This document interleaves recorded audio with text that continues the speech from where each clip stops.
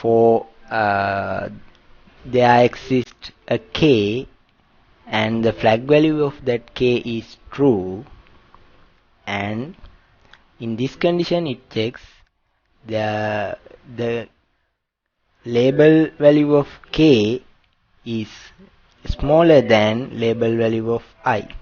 That means our ith process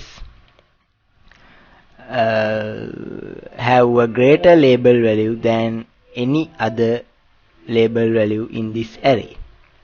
So if such a label value exists, it waits in this while loop until that interested other value sets its flag value to false. In this case, all other flag values are false, so the thread number 3 can enter the critical region without a problem. Due to some concurrency issue, if the label values of two positions in this array are equal, then the thread number will be checked for in this condition. For an example, let's say if thread number 2 and thread number 3 both have the label value of 1, then the thread number 2 will get the priority. Now, since there are no any interested threads in this flag array, the thread number 3 can successfully enter to the critical region without a problem. And let's say it's processing the lengthiest critical region now. Meanwhile, the process 4 also needs to access the critical region. So it comes to this line, sets the flags to true again, true. Then check for the label array and pick the maximum value, add 1 to that, and set the label value of himself as 2, which is 1 plus 1. Now there exists a k such that the label value of k is smaller than label value of I. So thread number 4 has to wait in this while loop until the thread number 3 sets this flag value to false.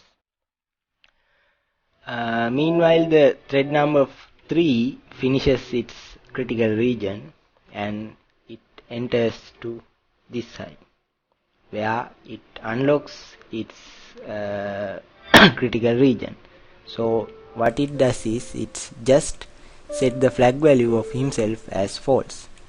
So here it will set this to false. Now thread number 4 in this while loop, it does not have any other interested threads in this array. So thread number 4 can enter to the critical region without a problem. While the thread number 4 is in the critical region, let's say thread number 1 is interested in entering the critical region.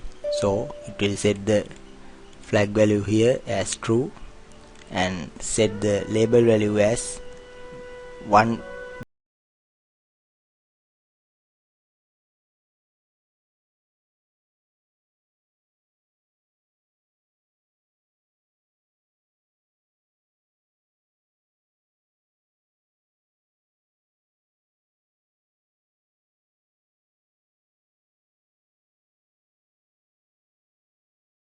Comes here, set this to true and set the label value as 4, and it waits.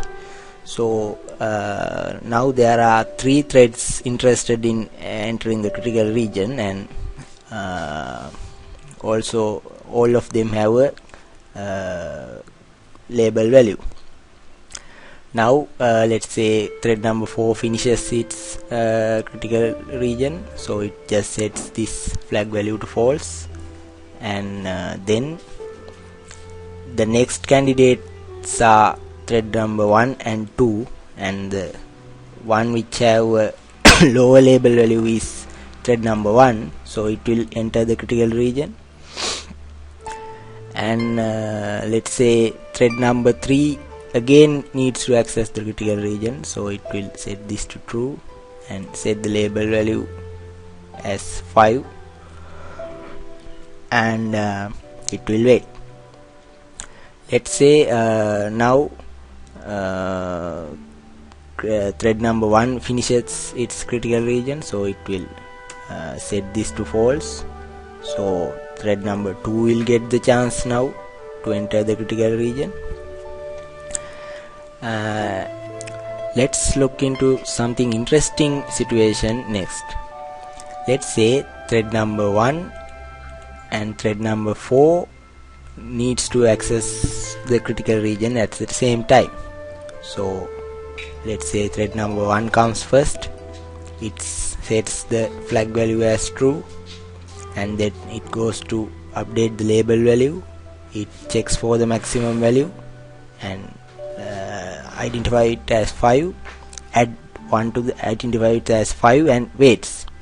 Meanwhile thread 4 also wants to access the critical region, so it comes here, update the flag value, and it also check for the maximum value in the label array and identify it as 5, add 1 to that, and both of them now set the label value as 6, because both of them are accessing this max value of label array part at the same time.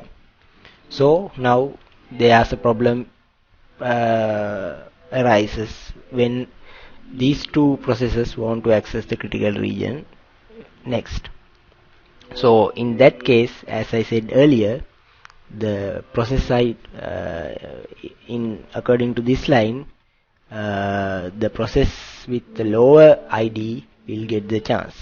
So when thread number 2 finishes the task and thread number 3 finishes this task, when these two are going to get the chance, the thread number 1 will get the chance because it has a lower thread ID. And that's all what I have to say about the bakery algorithm, and let's meet again with another interesting algorithm. Thank you.